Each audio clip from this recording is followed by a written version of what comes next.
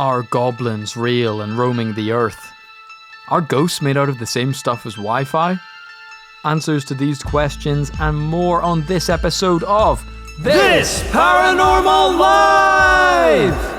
Hello! Hey! And welcome to This Paranormal Life. This is the weekly comedy podcast where every Tuesday we get to the bottom of a different paranormal tale, deciding if it's truly paranormal or not, Mythbusters style.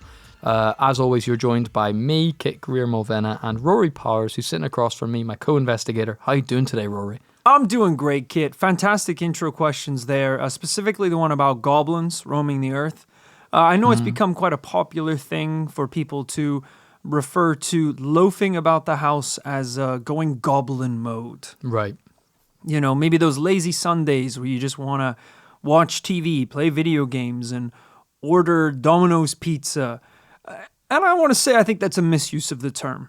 Because if you're truly going goblin mode, yes, you would order a Domino's pizza online, but you would wait in the shadows until the pizza delivery guy arrives, club him over the head, and then take the pizza and all the money he has in his wallet. Yeah. And then do a little goblin shuffle as you leave, you know? Yeah, you might piss on his knocked out body on the ground. Yeah. Yeah, you're kind of, literally rolling around in your own shit. It's really a different level to what people are doing. People are making into this cutesy little relatable thing. Yeah. You don't want to go goblin mode. No. I went goblin mode for a holiday weekend a few years back. I ate bugs. I ate bugs for 3 days. And not in a nice way like the fucking cast of The Lion King while they're singing Hakuna Matata. They were cockroaches. You're eating cockroaches like cornflakes, and he's been dealing with the parasites ever since. It's disgusting. We don't want to live like them. There's few things in this life that separate us from the goblins, and it's daily showers and vitamins. So take your vitamins and and keep bathing. I want to know if you can go all the other modes of the mythical creatures. Like, can you go elf mode, where you're just really lean and handsome, and I think you can run while you're sleeping? Yeah, I mean, I think that's certainly how elves were depicted in Lord of the Rings. Between you and me, I don't know if elves are really that different from goblins, because, we've looked at Icelandic elves and they were pretty tricky. Yeah, they were actually sneaky little f***ers. So a lot of those elves went goblin mode. A cruel twist. I want to know if Gandalf ever went goblin mode. Like after the ring was brought and destroyed in the volcano or whatever it was, I want to know if the hobbits went goblin mode. I think when a hobbit goes goblin mode, it becomes Smeagol. That's kind of how that happened. Yeah, I never fully understood that transformation. What was the point of where he came from? He was a hobbit, but then he was corrupted by the ring and that turned him into what he is. Yeah, which I think is still a hobbit, but like a really weird one. Right, but he seems like too different, doesn't he? He seems like a wretched little Spider-Man. It's like, your one friend that gets into like deep web conspiracies. And then the next time you see him, he's like, I can't believe you're living these little lives when the truth is right in front of us. And it's like, he is still human, but he is kind of like, he's become a little weird. But you draw the line if he's like naked on all fours. Okay, yeah. Like if his YouTube rabbit hole leads him to that he just ate a fish from the river. I just saw him grab a raw fish and bite its head off. I did enjoy a tweet the other day I saw where it was a picture of Timothée Chalamet in a hot tub, and they were like, this is like yassified Gollum. Which is surprisingly spot on, as much as I love Timothée. But we are not here to talk about child star Timothée. We are here to talk about the paranormal specifically. Yes. And we have a fantastic case we need to get into today. A case, Rory, that came as a listener submission.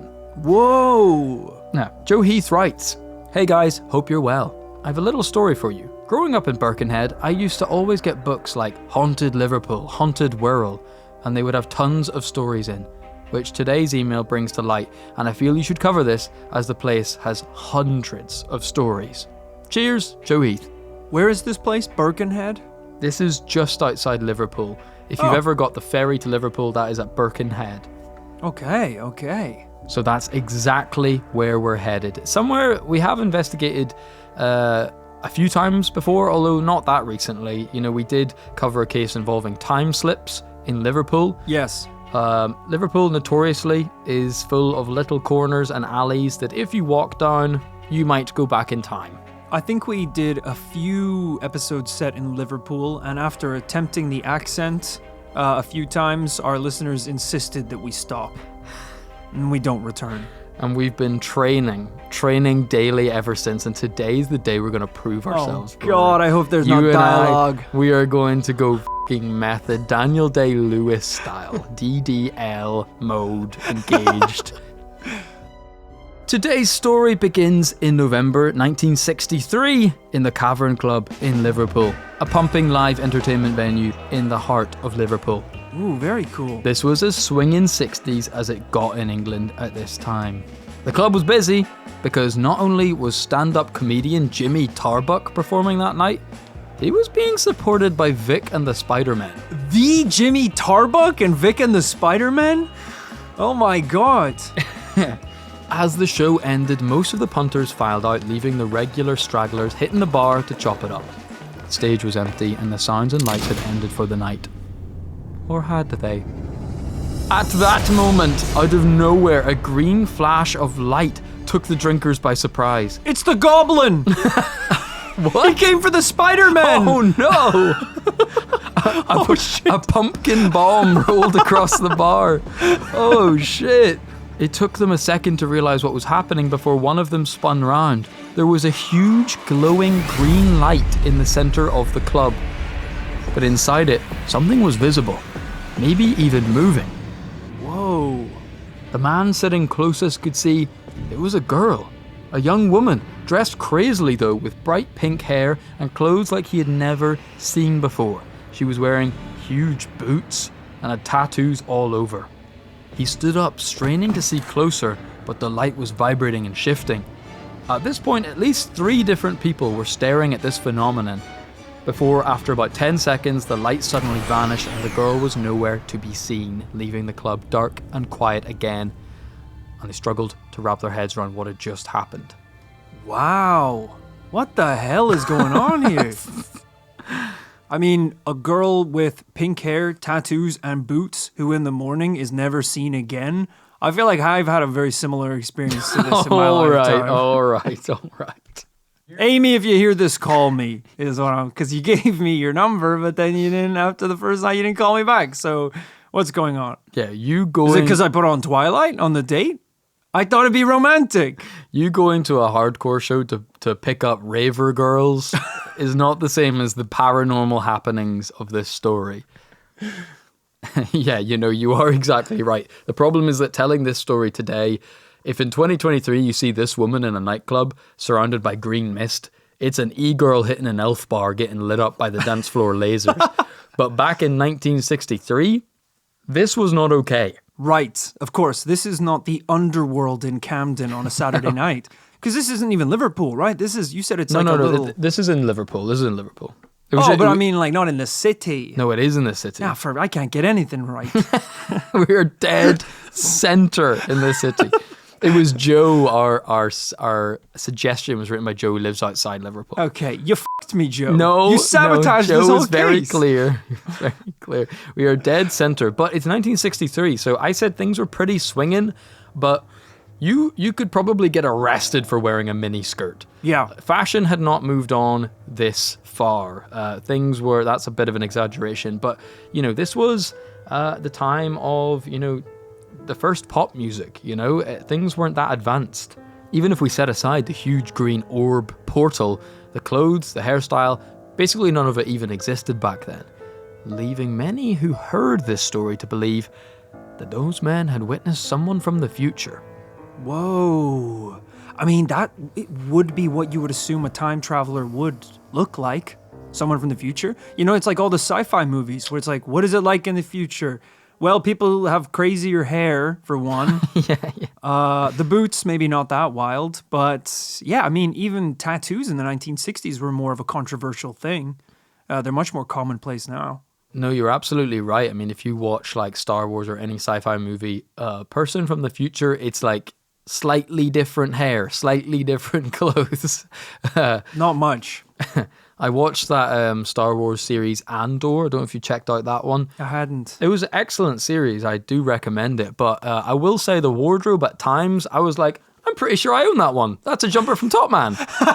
Right. The wardrobe was not doing enough heavy lifting for this to be in a galaxy far, far away. Yeah. That was a galaxy in fucking Croydon because they were wearing Urban Outfitters and Uniqlo.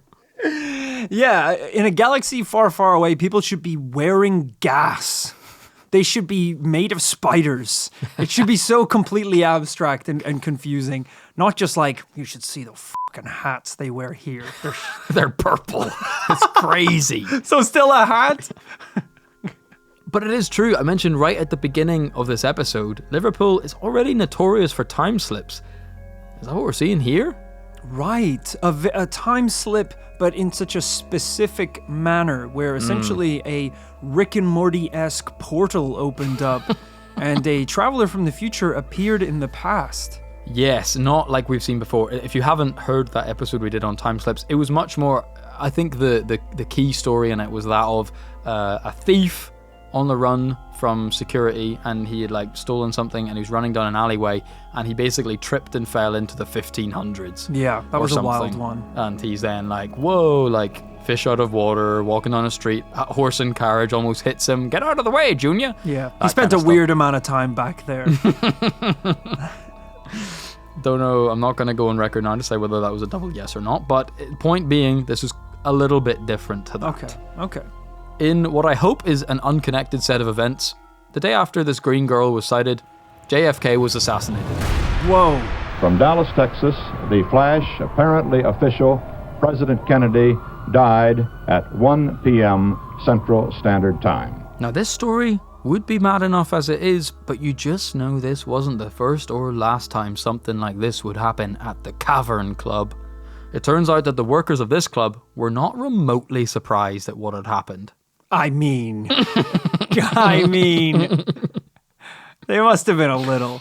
And if they weren't, start questioning them. Start with them first. Right, are they Time Lords? What's their deal? There is a long history of paranormal activity at the Cavern Club. Like Joe mentioned in our email at the top of the episode, the Cavern Club is home to hundreds of sightings of ghostly and paranormal occurrences. This wasn't even the first time the green flash had been spotted. Ghosts were heavily associated with these green flashes of light by the time these events took place. Oh, ghosts? So not time travelers specifically, but the green flashes are just being associated with all types of paranormal activity? Could be. Maybe she's a ghost from the future. Future ghosts. Doesn't happen that often here on TPL, but I'm worried a certain possibility. I'm worried it sounds like a lot of this you're kind of making up on the fly. You're like, I don't know future where you're ghosts. getting that from. Yeah, that'll do. Sure, future ghosts. You know, maybe it shouldn't be that surprising. Of course, all corners of the UK are haunted. We've covered a lot of them. And this building has been around for a long time too. The club itself opened in 1957, hosting jazz bands and dancing all the time. But it was the 60s that put the Cavern Club on the map, because in 1961, a little band called the Beatles played there for the first time. It hasn't been around for that long. Well, the building's been around there for a long time. The building's been around for a couple of years before the first ghost showed up. The club has been, the business has been operating for a couple of years. Oh, okay. But the building's been around since... Sorry, Rory. So you think whenever someone wants to open a live music venue, they go, okay, I'm just going to get some bricks and some cement and I'm going to build my music venue. The way you're wording it is really confusing. The building is probably 1,000 years old. Okay, for all but we I know. don't know, though? All right. It's in the centre of Liverpool. How old is Liverpool? Good point. To be fair, if it's in the centre of Liverpool, which we do know it is... Should I find out? Yeah, why not? I want to get a specific here. It's 1957. Let's just, meet in the middle and say 700 years. Fine. You're getting focused on the wrong things. Didn't you hear the Beatles showed up? This is a pretty spicy story. Okay. They played their first gig there, and then they made it their signature club, playing regularly, honing their craft inches from their first fans. Rory, wouldn't you have just killed to be there at a Beatles gig in 1963? You know how I feel about the Beatles. Right, so brother, I could take it or Yellow leave it. Submarine. Huh? I could take it or leave it, I think. I'm sorry. I just think we might need to scrub that from the episode because I think I'm kind of doing this episode to try and get the Liverpool crowd in. Right. And if not the Liverpool audience, the frankly millions of hordes of Beatles fans around the world who flock to Liverpool every year to worship the Beatles. So, I didn't even know the Beatles were from Liverpool. That's how little I knew my about God. the Beatles. So to give you an idea of Rory's grasp of British culture, we're drinking cans of Diet Coke, and he said, "Who's this broad on the can?" I definitely didn't say that. Well, he didn't say broad, and I said, "It's Kate Moss." He said, "Who?" And you didn't. Oh my God, this is a disaster. I think I then asked, is she a singer or an actress? And I you said she's one of a the most model. famous models of all time. And then we realized I only know Skate Moss, an Instagrammer who skateboards. Christ. Yes, to play catch up for Rory and for presumably the toddlers listening to this episode who don't know where the Beatles are from. They're from Liverpool. Yeah. Liverpool is Mecca for fans of those guys. And you know me, Rory. No one's a bigger fan than me. Let's talk about the paranormal. I don't think we No need to one's talk a about the bigger fan than Beatles. me. And I'm really happy to have the Beatles fans listening. You guys are so welcome. Welcome to this Paranormal Life. We talk about the Beatles all the time, to be honest. We did in a recent episode. Did we? Well, how much Well, we don't neither want of to us send care people that for one. them. Oh, whoa.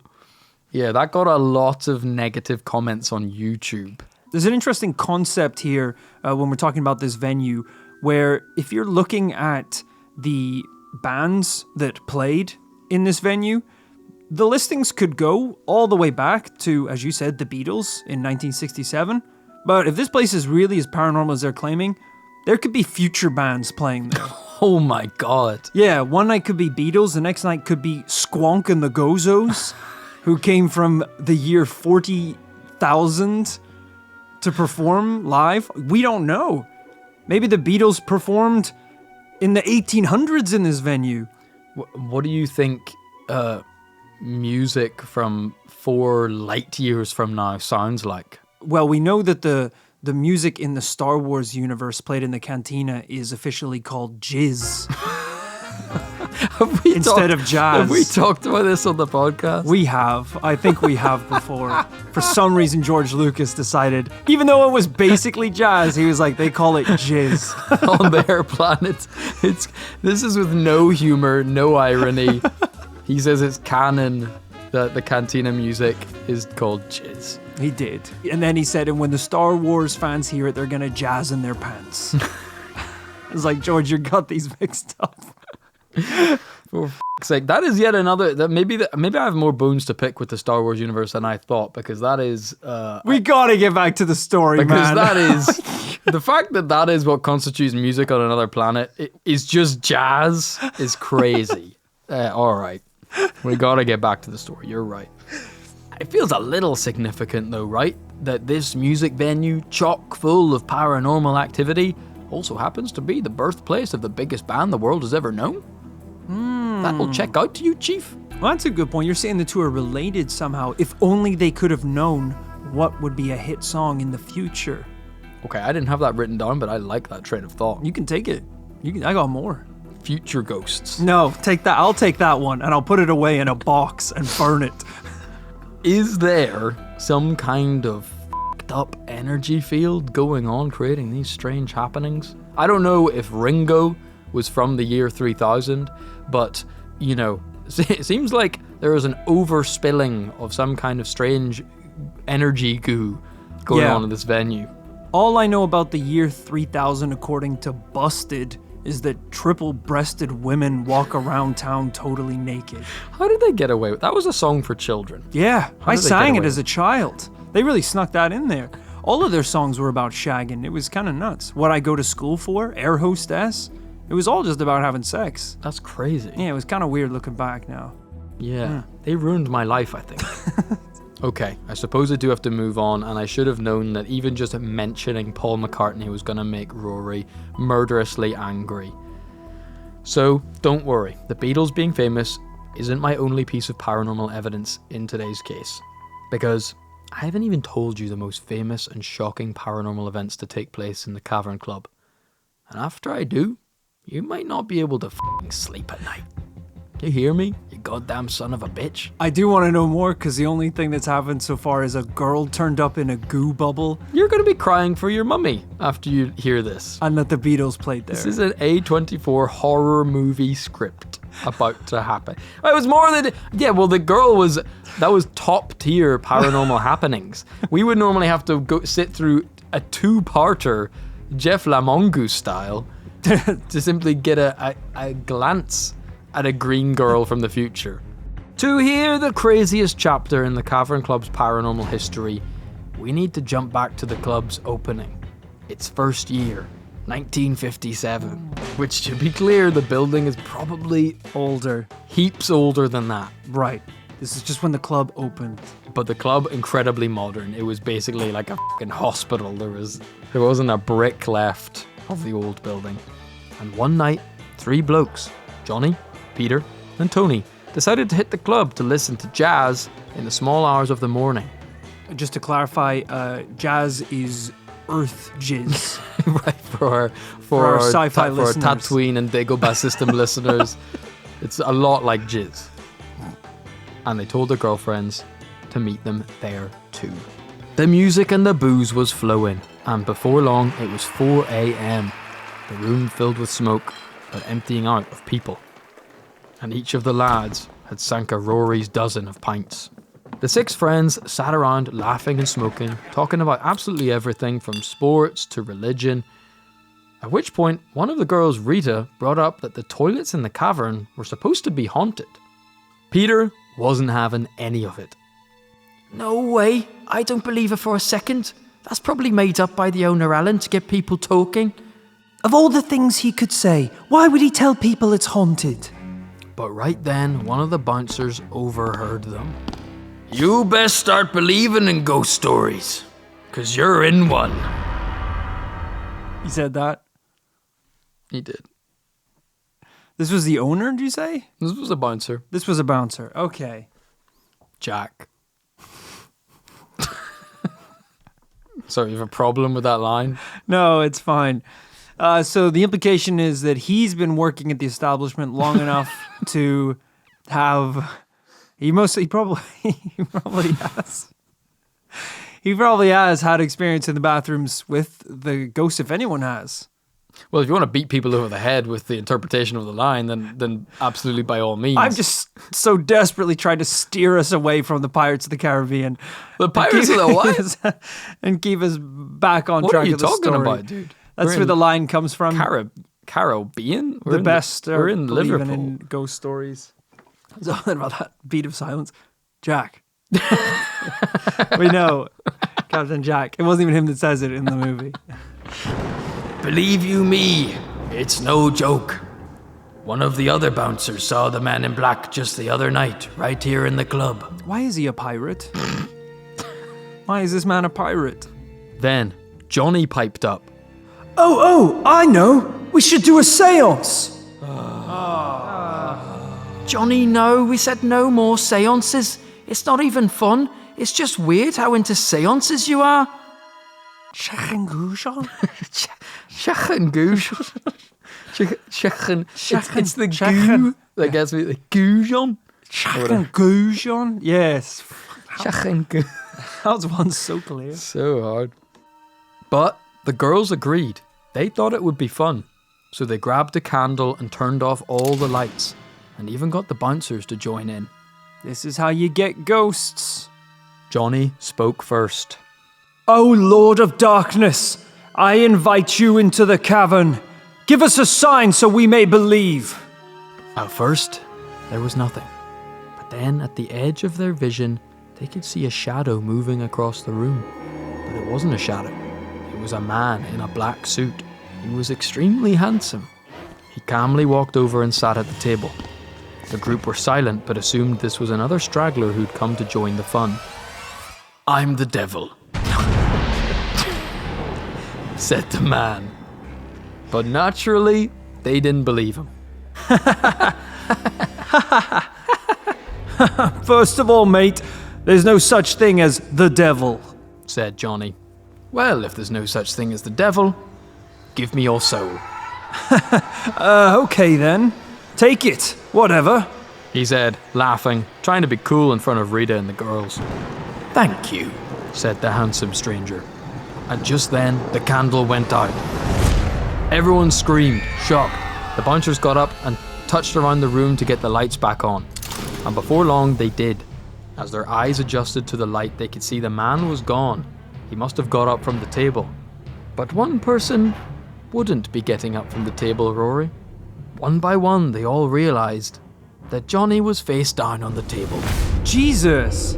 They thought he was just drunk and passed out at first, but then realized something wasn't right. He was taken to hospital, but he was already dead. The coroner would rule the 27-year-old death to be from natural causes, but his friends at the Cavern Club knew that this was because he gave the devil his soul that night. Wow, that's terrifying. You know what's crazy? This kind of happened to me once before. Low key. This is gonna be nuts. Y'all ever wonder why my pupils are black? When I was living in Toronto, Canada, I went to a Halloween party once. And, you know, Halloween parties are great because there's some people that take it really seriously. There's some people that just want to dress up as sexy versions of things. And then there's some people who get really creative and have like fun, really unique costumes. And at one part of the night in this, it was like a house party. So it was just kind of pouring out onto the street. You're wandering about. At one point I met this guy and I was like, I couldn't work out what his costume was because it looked like he was just wearing a suit. And he was like a red-haired gentleman with like slick back hair and a red tie. And he was walking around the party with a giant bottle of Fireball whiskey and a clipboard. And I saw him like giving everyone shots, and then they were like signing the clipboard. And I went up to him and I was like, what's going on here? And he was like, oh, I'm the devil. And he's like, do you want a shot of Fireball? And I was like, hell yeah, man, that would be awesome. He's like, cool, give me your soul. You were so easy. You were so easy. And he was like, that's what everyone's doing. If you sign this and give me your soul, I'll give you a shot of Fireball whiskey. And I was like, yeah, okay, yeah, sure. So I like, poured the shot and everything. And I was like, I had the pen in my hand and I was like, you're not though, are you? You're not the devil. Rory's ancestors are screaming from the afterlife. Rory, no! No, it's so obvious. That's how he got all of us. I didn't take the shot. The guy, I asked him point blank. I was like, are you the devil? He winks. And he just kept smiling. And I don't know if that's a thing. The devil's not allowed to say if he is the devil, or maybe he has to say he's the devil. I don't know. But right. It's like police officers. They can't lie. Yeah. I was like, I'm not going to take the shot. And then he just like kept smiling and walked over to the next person. I was like, that was like kind of freaky. This dude sold it as well. He was like a red-haired guy. I swear he had a little goatee.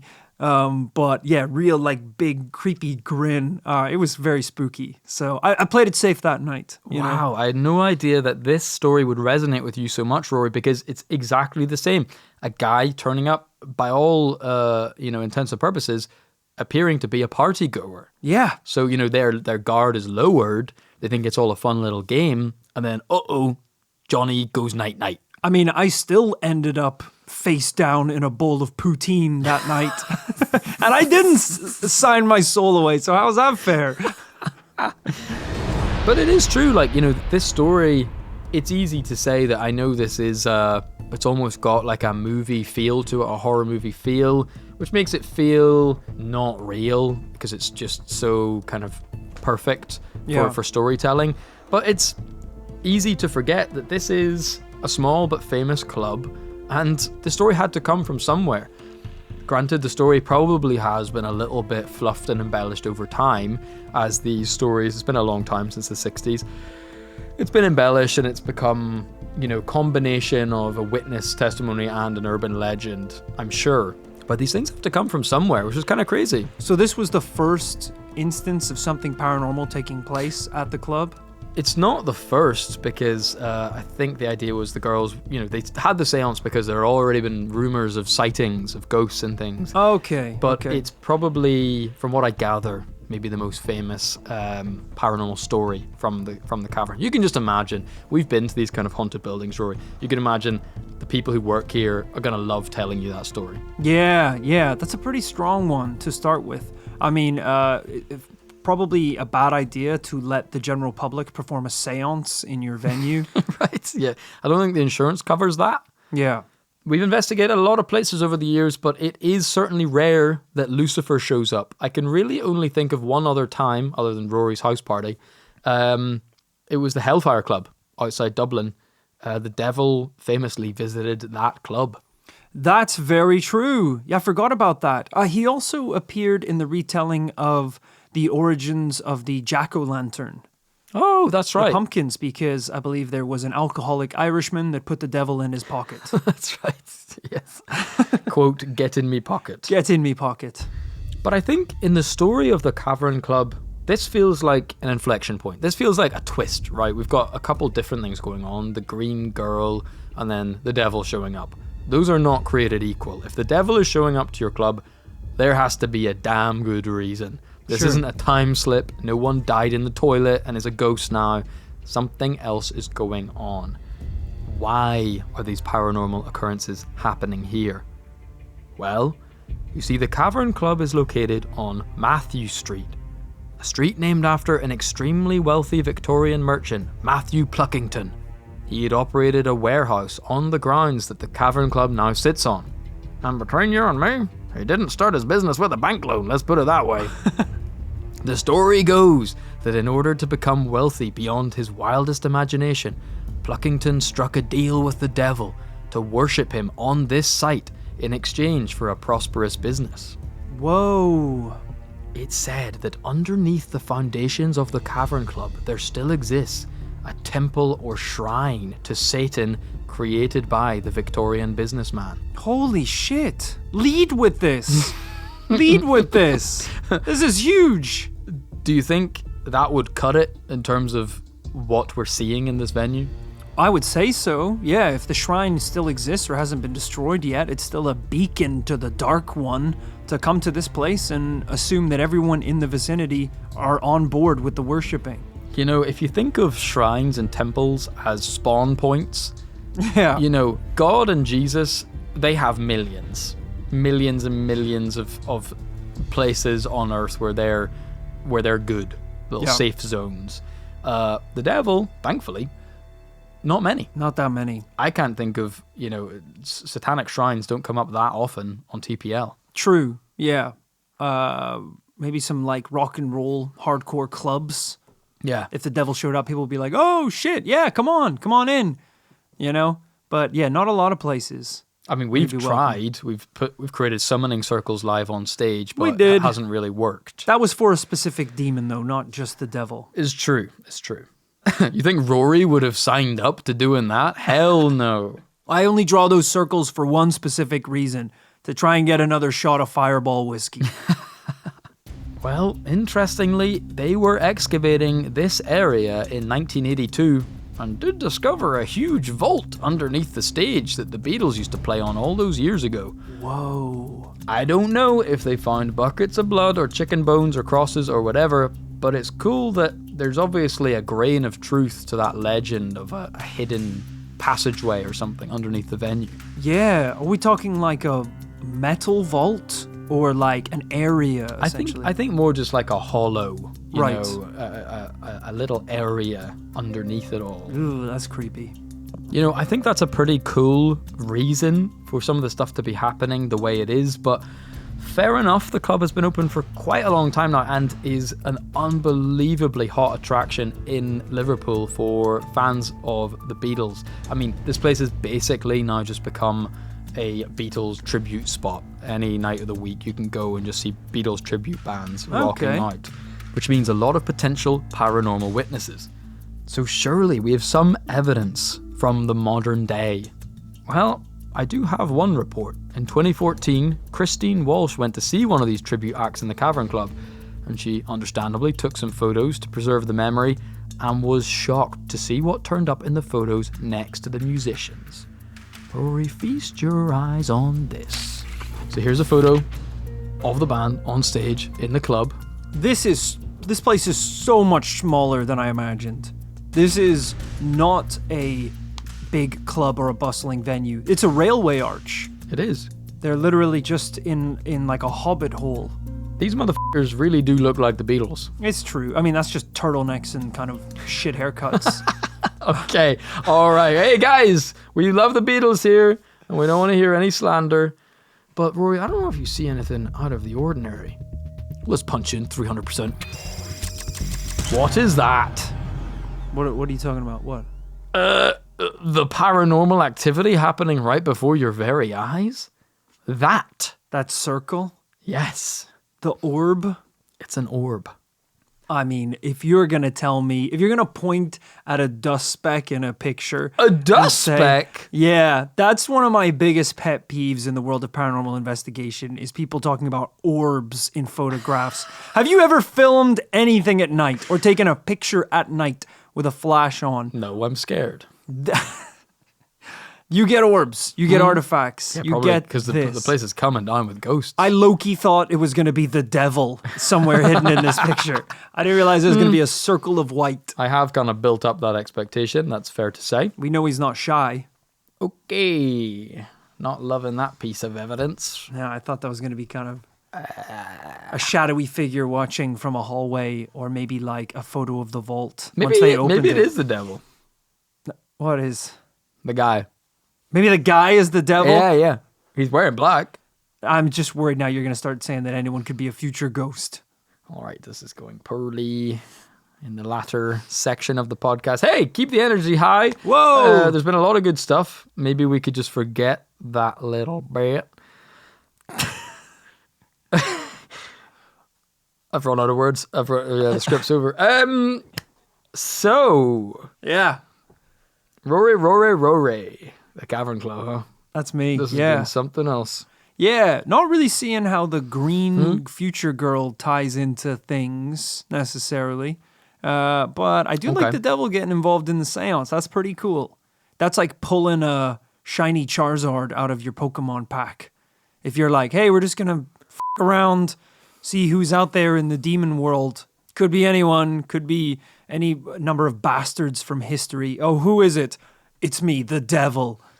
You just got the rarest one of all time. This is when, you got the Bruce, you go see the Bruce Springsteen tribute act, and Bruce actually drops by because he's in town and he sings a couple songs. Yeah, that's exactly what you want. You're pretty excited and a little terrified. But I haven't heard of him specifically stealing a soul that just kills a dude on the spot. Yeah. Is that in his remit? I mean, I didn't know if he took your soul. I figured it was more of a when you die of natural causes, yeah, you're gone, rather than a you're dead on the spot. I mean, maybe this guy just happened to also choke on a bar peanut directly after the seance. The devil's like, I didn't do that. The devil's like, anyway, I'll be back in 30 years. Oh, shit! He died now? Like, oh, I didn't even bring a bag or anything. Guys, give me a hand here. There's a lot of steps we're gonna need. The elevator's out of order. So, Hey. This kind of goes against a lot of what the devil does. He usually doesn't tell people he's the devil because he's trying to trick them. Okay. And then usually if he does, as you said, steal a soul or own a soul, it's to the benefit of the individual up until the point of death. And then that's the price you're paying. This dude just gave his soul. Maybe that was it. He didn't even make a deal. The devil was like, this dumbass didn't even get anything out of it. Yeah, I'll just take the soul. I'll kill you now, by the way. And it's over with. Maybe that's the theme. Maybe that's the theme of today's case, is that, sometimes reality, sometimes the paranormal doesn't fit inside a neat box. We love, as storytellers here on the podcast, to create through lines, create a narrative, but sometimes maybe there isn't any, and we've got a bit That's of convenient. disparate kind of things going on. We've got green flashes, we've got ghosts turning up in the toilets, we've got the devil showing up and taking people's soul, and then some pretty convincing orbs too.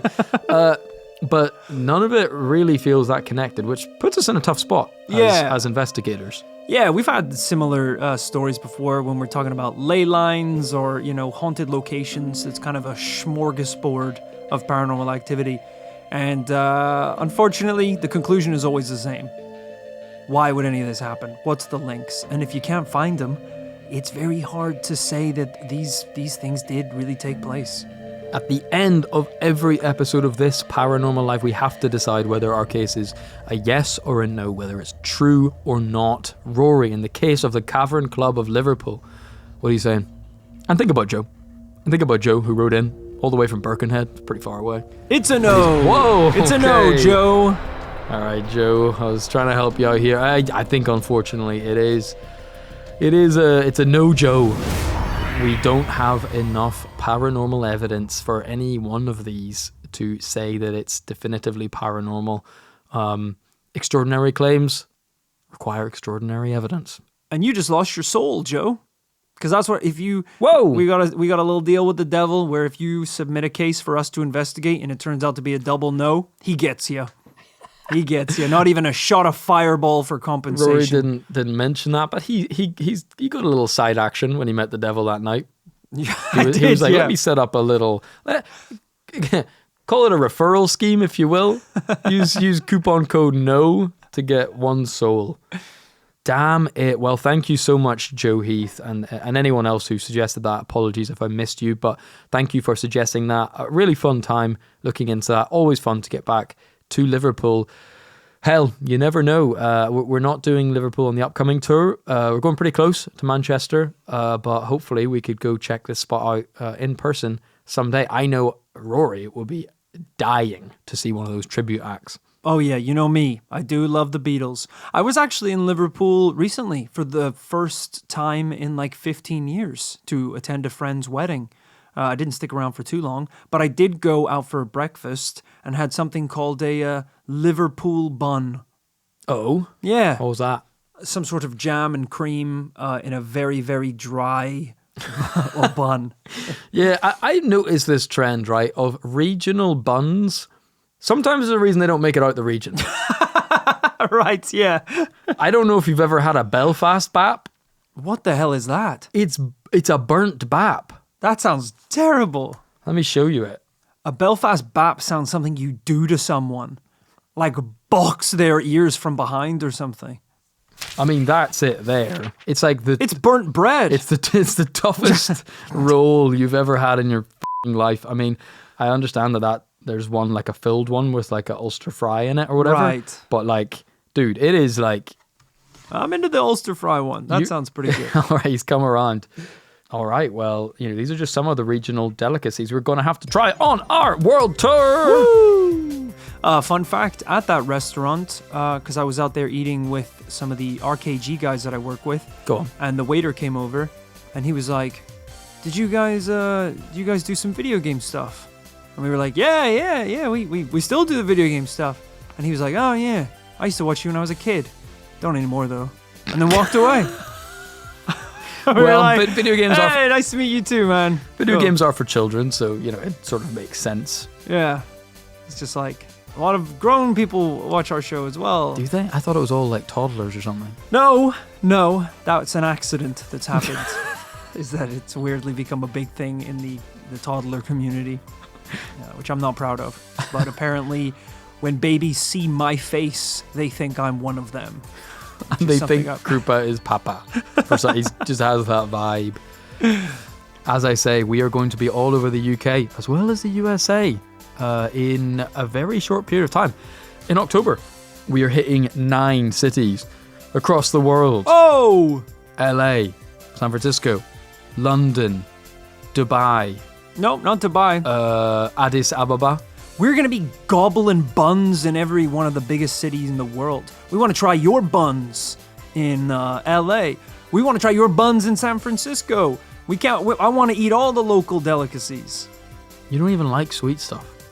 Give me some savory ones then. fill them with bacon or chicken or something like that and put it in a bun. That could be arranged. Head over to thisparanormallife.com to get your tickets. They are moving fast. At the time of recording, there's tickets left for Chicago. I don't know if there's going to be when this comes out. Godspeed. And you guys know that patreon.com is the home of all the extra episodes of This Paranormal Life. Monthly full-length bonus episodes, weekly behind-the-scenes podcasts in the form of the After Party. There's another 5 podcasts a month coming out over there. Patreon.com/This Paranormal Life. Which is why, at the end of the show, we like to give a shout-out to those on the shout-out tier. Let's get into it. Let's do it. Special thank you to Emma Dodson. Emma Dodson's got like 30 godsons. Whoa, that's a big family. I think just like she's just such an upstanding citizen, people just keep throwing godchildren at her, you know? That's a pretty good situation to be in. My parents said that they had a devil son, me. So I wouldn't complain too much about it, about having godsons, all right? Thanks also to Marcus Lidstedt. Marcus, we need you to Farkas. Marcus. You've been falling asleep on the job, Marcus. We need you to focus. You've been falling asleep on the job in the commune, and we need you to focus because you're supposed to be men in the gate, and people are escaping. Marcus. Escaping? Escaping. I don't know Marcus, what they're escaping as we speak. Would you fucking focus? I don't know what happened to Kit. I think he fell and hit his head before that part. But focus up, Marcus. Marcus. Thanks to Mary Trafford. Mary Trafford builds bad forts. Bad forts. Mm-hmm. So it's like when we were building the commune, we were like, she was like, I'm going to build one too. I'm like, yeah, go expert, for it, yeah. Mary. Yeah, do a good job. I hope it goes great. And then, after we built the utopia that is the commune, she built like another city, and she used like the river to power everything. Like they had a water wheel and a whole irrigation system that meant the crops were like completely fully looked after.